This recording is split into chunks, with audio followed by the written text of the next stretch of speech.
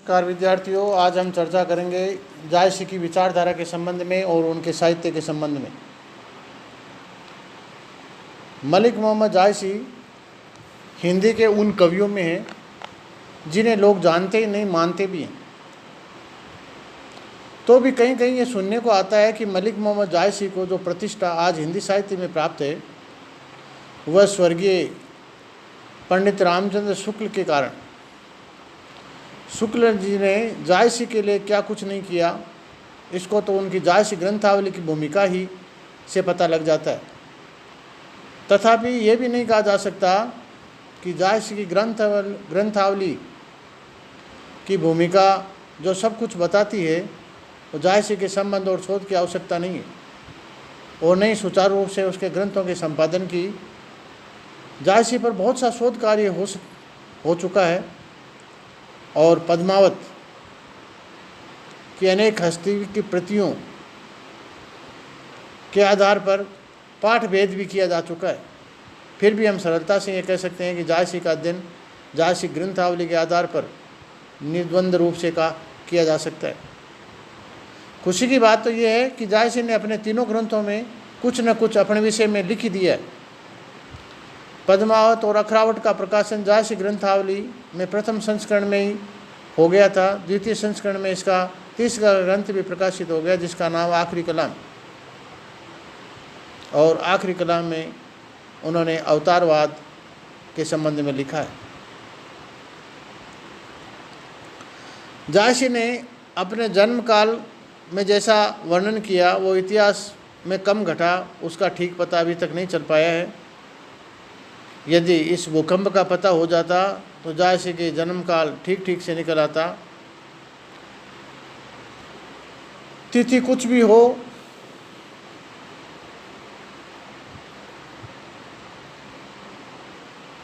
शेरशाह सूरी के समय में जायसी का समय ठहरता है। जायसी एक सूफी संत थे और सूफी दर्शन का जितना अच्छा ज्ञान जायसी ने अपने ग्रंथों में किया है, उससे सूफी दर्शन का निचोड़ सामने आ जाता है। शेरशाह को जायसी ने अपने शाही वक्त के रूप में ही नहीं देखा, उनकी कीर्ति के वर्णन के रूप में जायसी का हृदय भी उमड़ पड़ा है। उनका भी कुछ गूढ़ कारण होना चाहिए। शाही वक्त की बात तो बाबर के साथ भी कही जा सकती है, फिर दोनों में इतना भेद क्यों? कवि की प्रौढ़ता के कारण नहीं हो सकती। इसका कुछ हृदय का लगाव और चित्त की वृत्ति का उल्लास भी है। कदाचित यही कारण है कि जहाँ हम कवि मोहम्मद जायसी को आशीर्वाद देते हुए पाते हैं, वहीं सारी प्रजा की मंगल कामना करते हुए भी मलिक मोहम्मद जायसी की स्थिति क्या थी कि दिल्ली का सुल्तान शेरशाह की स्तुति करते करते असीम देने लगे। उन्हें ये भूलना न होगा कि शेरशाह का जन्म दिसंबर 1472 में हुआ था। इस दृष्टि से देखा जाए तो आयु के विचार से जायसी तभी आशीर्वाद देने योग्य ठहरते हैं या नहीं, अन्यथा अवस्था की दृष्टि से उनको ये अधिकार प्राप्त नहीं था। कहा जा सकता है कि मलिक मोहम्मद जायसी सूफी फ़कीर थे, किसी भी अवस्था में उन्हें आशीर्वाद देने का अधिकार प्राप्त था, हो भी सकता है, किंतु इतना तो पर्याप्त नहीं है। बाबर के बारे में भी यही बात कही जा सकती है, जहाँ जायसी के द्वारा उनके कार्य नहीं हो पाता।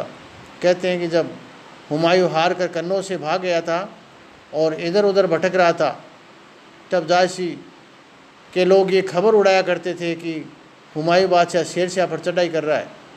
तात्पर्य ये है कि जायसी के लोग शेरशाह के विरोधी थे।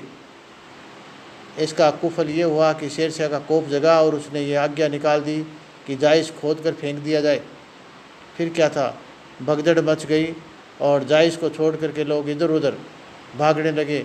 इसी होने से जायसी के अन्यों के साथ अमेठी के पास मंगरा के जंगल में पहुंच गए थे और उसी ने अपना निवास स्थान बना लिया। जायसी इसी बिगड़ी को सुधारने के लिए दिल्ली पहुंचे थे और शेरशाह के राज्याभिषेक के अवसर पर ही उक्त आशीर्वाद दिया था। ऐसा मानने का एक प्रधान कारण और भी है। शेरशाह का मानिकपुर और जौनपुर से जो लगाव था वह नहीं जैसा वे मलिक मोहम्मद जायसी का था। दोनों की प्रवृत्ति भी एक सी दिखाई पड़ती है। ये असंभव नहीं है कि दोनों का परस्पर स्नेह भी पहले से ही रहा हो। और कहते भी है कि जायसी दिल्ली गए, कब गए, इस पर विवाद हो सकता है। लोग कहते हैं कि अकबर के समय में भी वो दिल्ली गए थे। हमारा मत शेरशाह के अभिषेक में इस संबंध में सैयद आले मोहम्मद मेहर जायसी का कथन है। इस कथन के परिप्रेक्ष्य में ये बात समझ में आती है कि पद्मावत ने मलिक जी को शेरशाह सूरी की तारीफ़ की है, परंतु पता नहीं कि शेरशाह के दरबार में मलिक जी को पद्मावत पेश करने का अवसर मिला या नहीं। अलबत्ता मीर हसन की मसनवी से ये साबित होता है कि अकबर के दरबार में भी वे पहुँचे थे। ये सब बातें उनके जीवन के संबंध में हैं। और भी कई बातें उनकी सूफी संतियों की उनकी मृत्यु के संबंध में भी अजीब किंवदंतियाँ हैं। उन पर हम ज़्यादा विचार नहीं करके केवल आज उनकी विचारधारा पर ही ज़्यादा विचार करेंगे, या उनके काव्य में जो कुछ भी लिखा हुआ है उस पर ज़्यादा हम विचार करेंगे। उनके दर्शन के बारे में हम ज़्यादा विचार करेंगे। जायसी ने जो कुछ भी कहा उसे विवेक की आंख से देखें तो पद्मावत का सारा रहस्य खुल जाता है और जायसी का भेद भली भांति मिल जाता है। जायसी भी हठ योग की साधना मानते हैं, पर साथ ही ये भी कहते हैं कि ये सब कुछ नहीं है, इसके आगे जो कुछ है वही सब कुछ है। जायसी ने चित्त वृत्ति निरोध के लिए योग को ठीक ठहराया, कुछ परम ज्ञान और सिद्ध रस के लिए नहीं। कारण यह था कि पद्मनी जब रतन सेन को प्राप्त हो जाती है तब उसके योग का अधिक महत्व नहीं देते। इस प्रकार उनका उपवास ही करते हैं। रसायन के प्रति भी उनकी यही धारणा है।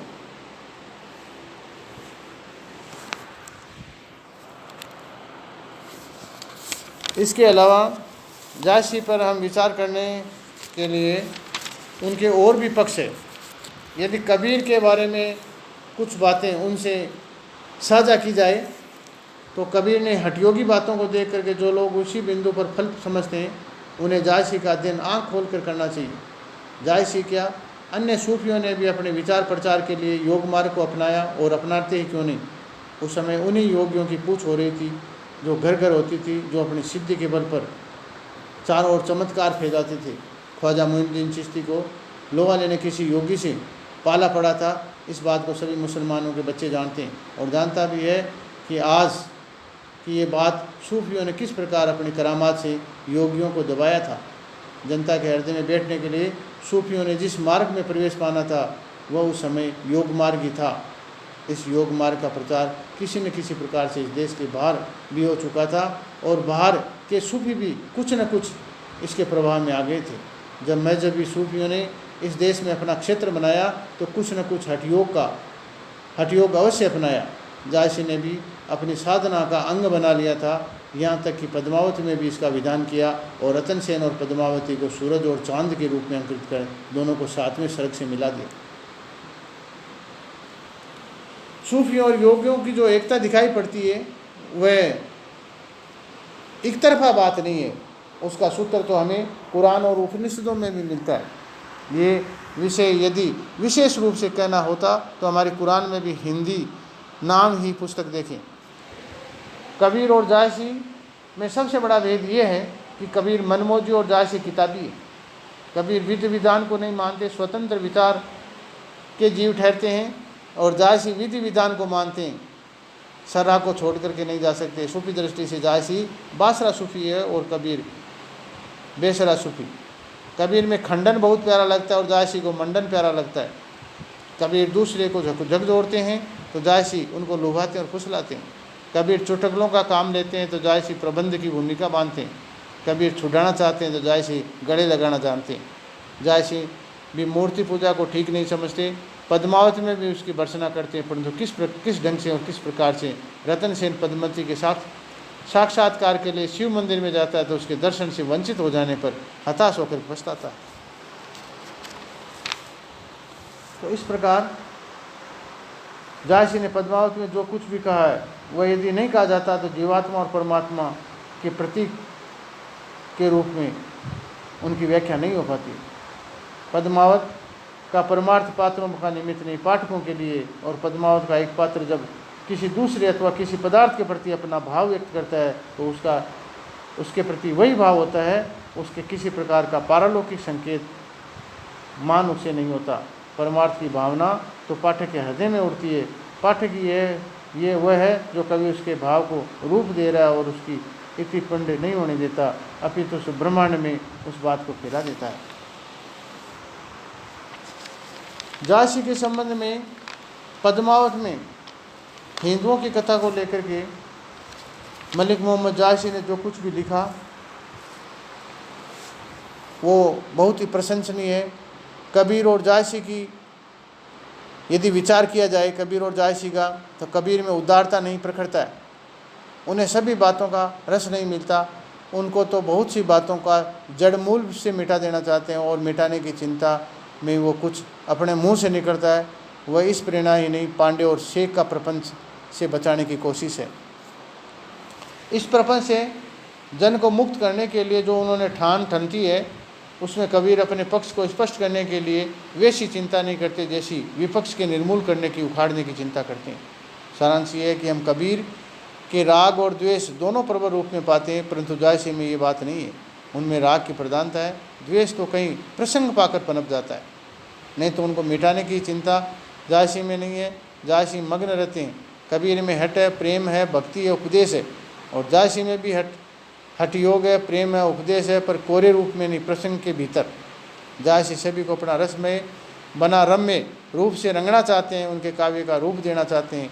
कबीर को उनकी क्या पड़ी है कि वह श्रोता की रुचि का कुछ ध्यान रखे और लगती हुई बातें खरी खोटे रूप में फटी बोल के समान सबके सामने रख दे। कबीर और झांसी में ये भी बड़ा विभेद है कि झांसी सामाजिक के हृदय में घर करना चाहते हैं और कबीर राज। निदान दोनों का रहस्यमय भावनाओं की भिन्न भिन्न डरे पर चलती है और दोनों का ही सम्मान भी भिन्न भिन्न क्षेत्रों में भिन्न भिन्न रूपों में हुआ है। कबीर को सुनने किसी संप्रदाय को रस मिलता है तो झांसी को सुनने से सबको। कबीर सुलभ है, सहज नहीं, और झांसी सहज है लेकिन सुलभ नहीं। इस प्रकार इनके विवेचन या इनकी विचारधारा के बारे में यदि हम आचार्य रामचंद्र शुक्ल के विवेचन को देखें तो झांसी के संदर्भ में ये बात उभर करके आती है कि कविता मात्र सांप्रदायिक नहीं होती। मुसलमान होकर हिंदू शौर्य की गाथा दिल्ली के सुल्तान के विरुद्ध एक नाजुक प्रसंग है, पर झांसी पद्मावत के चित्रण में एकदम खरे उतरते हैं। यहाँ दोनों पक्षों का पूरे आदर और आत्मीयता के साथ उल्लेख करते हैं। हिंदू तुर्क दो रण गाजे, और अगर आत्मीयता कहीं कुछ है तो चित्तौड़ के साथ, न कि दिल्ली के साथ। भक्तकालीन कवियों के मूल्यांकन में आचार्य शुक्ल की प्राथमिकताओं का क्रम एकदम स्पष्ट है। तुलसी उनके विवेचन के केंद्र में, पर झांसी कुछ भी उनसे उखड़े हुए हैं, जबकि सूर की तुलना में उन्हें गौरव अधिक मिलता है। कबीर में प्रतिभा की प्रखरता है कि वो कायल है, पर व्यंजना से भावुकता के नहीं। प्रतिभा तो उनकी प्रकृति, इसमें कोई संदेह नहीं। हिंदी साहित्य के इतिहास में कबीर संबंधी विवेचन में उनका ये अंतिम वाक्य है। झांसी की प्रमुख कृति पद्मावत की रचना प्रक्रिया को संवेदन विश्लेषण से कई समर्थ समीक्षकों ने किया है। पुराणों में विशेषतः रामचंद्र शुक्ल और नयों में विजय देवनारायण साई द्वारा इन संदर्भ में जिस प्रकार एक कोण की ओर संकेत किया जा सकता है वह है कि पद्मावत में विधान में लोक और शिष्ट और अभिजात तत्वों का विलक्षण संयोग भक्तिकालीन रचना प्रक्रिया के ऐतिहासिक विवेचन में इस बिंदु को अधिक महत्व और बढ़ जाता है। लोक रचना में भाषा का कम से कम सृजनात्मक रूप अपेक्षित है, अभिजात में अधिकतम। यूँ काव्य भाषा का प्रयोग विधि के यहाँ पृथ्वीराज राव और रामचरित मानस के बीच की रचना प्रक्रिया है, पर इन तीनों रचनाओं के कालक्रम के अनुकूल है।